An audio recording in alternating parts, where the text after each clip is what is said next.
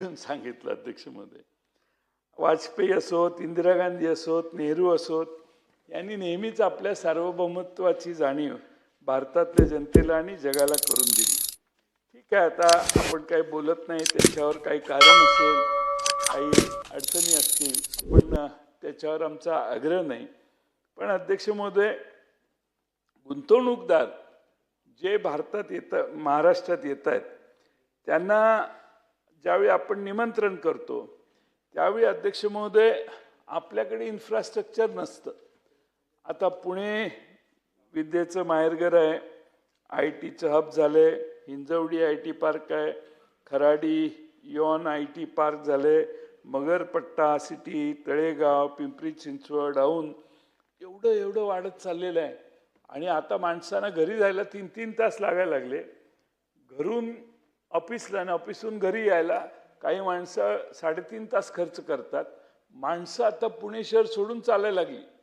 मधल्या काळामध्ये अध्यक्ष महोदय जवळपास IT कंपन्या आपल्या बऱ्याचशा हे अवघड आहे म्हणून स्थलांतरित होऊन गेल्या. आणि त्यामुळे अध्यक्ष महोदय या इन्फ्रास्ट्रक्चरसाठी आपण कशावर जोर देतोय?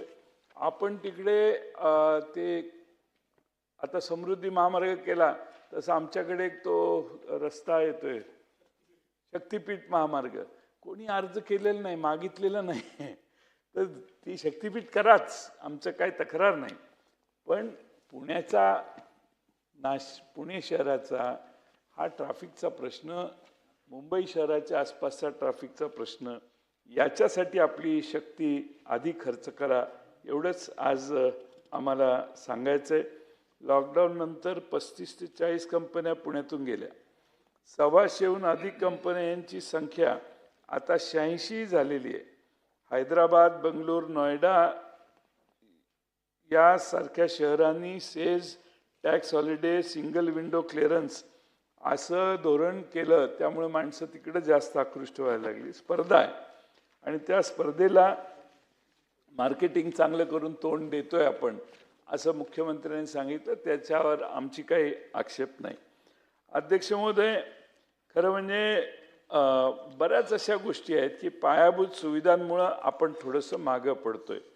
आंतरराष्ट्रीय जगात आपण ज्यावेळी स्पर्धा करायला जातो आणि आकृष्ट करतो गुंतवणूक, त्यावेळी आपलं इन्फ्रास्ट्रक्चर देखील तेवढंच क्षमतेचं असलं पाहिजे, एवढीच मला या ठिकाणी भूमिका आहे. वर्क फ्रॉम होम हे कल्चर जर डेव्हलप झालं नसतं तर अजून अर्धा तास सगळ्यांच्या प्रवासाचा वाढला असता.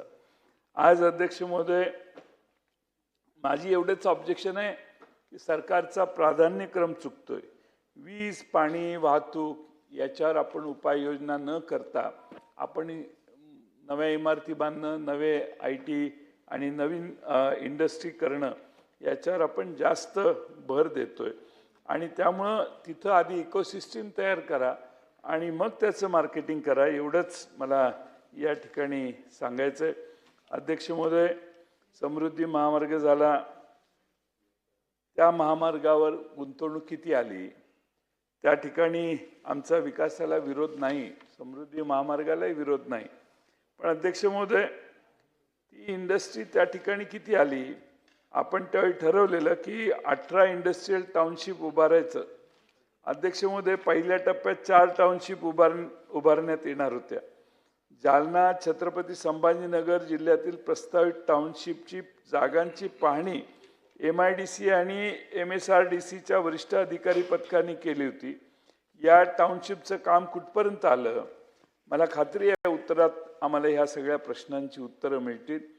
किती उद्योग आले याची देखील सरकारने माहिती द्यायचं काम करावं. अध्यक्ष महोदय, आपण या ठिकाणी समृद्धी महामार्ग खुला केला. 4762 अपघात आतापर्यंत झाले, 314 जणांचा मृत्यू झाला.